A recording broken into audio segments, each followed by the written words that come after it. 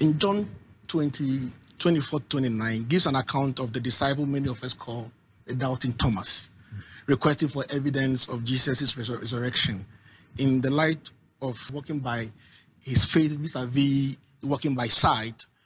Where do we place Thomas's faith? Thomas's faith is what I call an intellectual faith. There are people who believe without reason, and the Bible makes room for that. And then there are people who require reason to believe. So there are different kinds of believers. There are those who hear the word and say, I believe it. Then there are those who hear the word and say, I need a reason to believe. And so in the story of Jesus' resurrection, what the Bible is telling us is different people came to faith through different processes. And Thomas is one of them. And Thomas is requesting for physical evidence.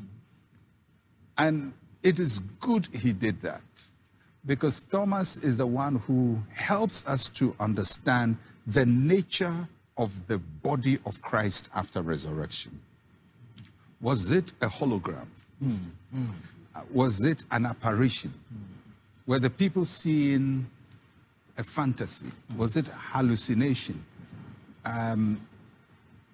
Without Thomas, we could easily have said, well, maybe people thought they were seeing him, but they weren't seeing him.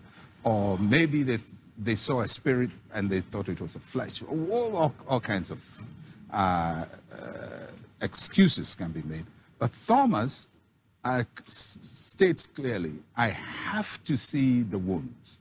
I have to see it. In other words, why did he say the wounds? I mean, he could have said, I have to see his body.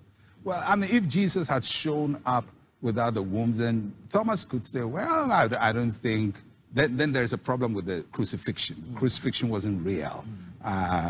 So I need to see that this is the Jesus whom we know died, not a Jesus who was had a body double, and one died on the cross and the other one went to hide and came to show himself. So this is the Jesus who died. So Thomas says, I need to see the proof, the nails on in his hands, and then I can be sure that it is him. So Jesus comes and he says, touch my hands. He touches his hand and into the depths of the scar. And he touched his sides as well. And then Thomas said, I believe, help my unbelief. I like Thomas from a personal point of view because my personality resonates with his personality. Like the proof. I like to reason, and I like to think, and I like to arrive at faith from a reasonable conclusion. And so I like him. But Jesus said to Thomas, and maybe a rebuke to all of us who behave that way, that blessed are those who have not seen and yet believe. In other words, the superior thing is not to look for physical evidence, but believe just because of the message. But he didn't rebuke Thomas to say, I wouldn't show you my hands. He said, even for those of us who always want a reason for faith, he accommodates us, and he will give us the proof we need for us to arrive at faith. Right.